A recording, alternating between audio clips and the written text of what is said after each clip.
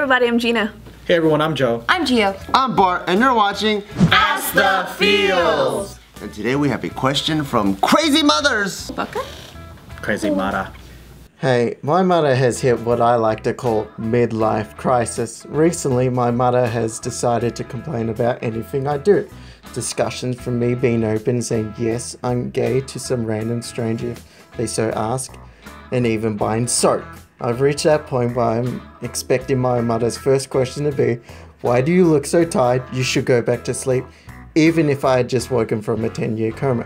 How do I convince her that she needs to see someone? Oh, because she's single, so she's just on his ass? No, I think she's just going through a crazy midlife crisis. Wait, her midlife crisis or his? Probably hers, right? Hers. Oh, okay. Mm-hmm. So she's just being irrational, coming up with crazy shit. Oh, so he's saying see someone in terms of, like, mentally see someone? Either date someone or see, I don't know what he meant. Buy a bright red convertible.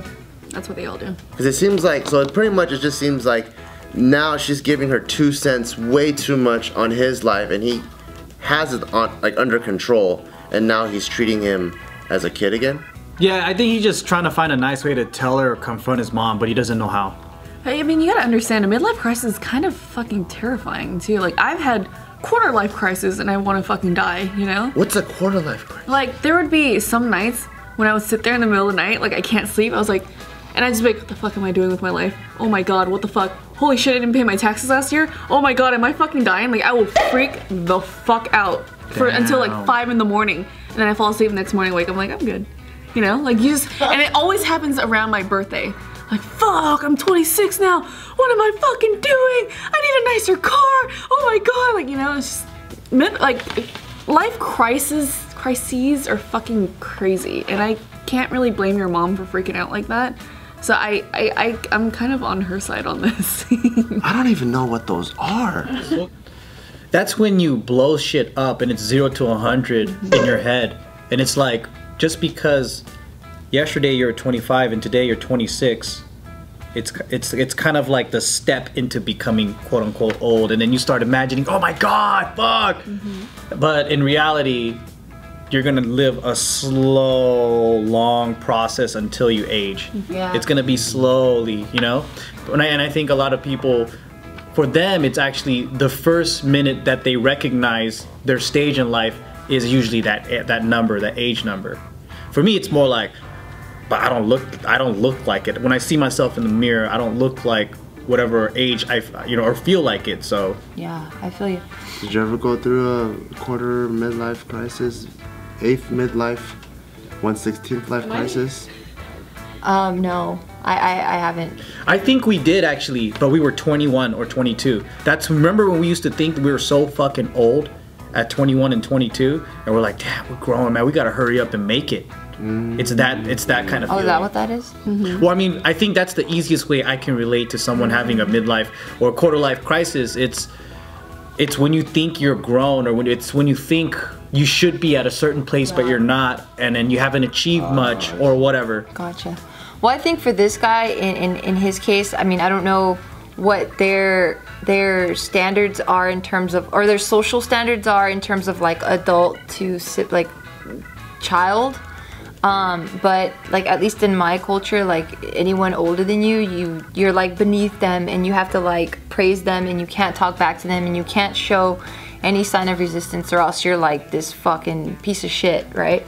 But you know, now I feel like I'm kind of a little bit smarter than my parents, so I feel like I see them more eye to eye. If not, I feel like I'm schooling them a lot of the time. So because I know their mental state and just where they are and kind of where they stop developing, I don't feel like they can really boss me around or control me or say anything that's gonna emotionally sway me anymore.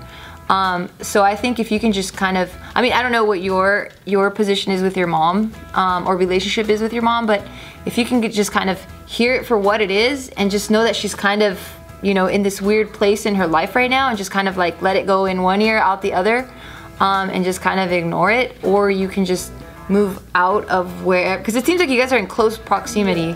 Proximity. I can't say that word.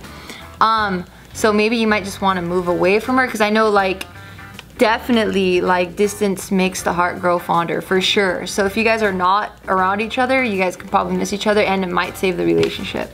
And you sound like a grown-ass man. Why the fuck are you taking orders from your mom still? Honestly, I don't know that because I'm trying to figure out if he still lives with her. That's why she can still boss him around. I think he does. Yeah, so That's I what it seems think like. at this point, it might not even be a midlife crisis. She might just be being a mom. You still live with your mom, so she, you know. She's gonna tell you what the hell she Yeah. wants you to do. Yeah. As long as you live under her roof. That's what my dad told me. He says, even if you're 70, if I'm still alive, I'm gonna beat your ass. I'm like, thank you for telling me that. That's Asian parenting though. No matter how old you are, they're still gonna treat you like a little bitch. It's true. Did you like that episode of Ask the Feels? Let us know what you think. Let us know if you like the guest. Let us know if you like the topic. What other topics do you want to hear us discuss? Let us know in the comments below because we want to know and we want to talk about all the stuff that you want us to talk about. For the last video, click over here. Character traits, and you can't help what turns you on, so that's not being racist. Like some people like tan girls, some people like lighter skinned girls. Yeah. Those are just character traits that turn you on and you don't even know why. I've heard that a lot from parents, though. I've never heard it from, like, friends, like my own peers. I've never heard any peer be like, I don't like this person because of how they act or whatever. I've always heard it from parents, and that's just because they're just fucking ignorant, and that's the only time I've ever really heard it. Yeah, so her friend is closed-minded. Because for every single race out there,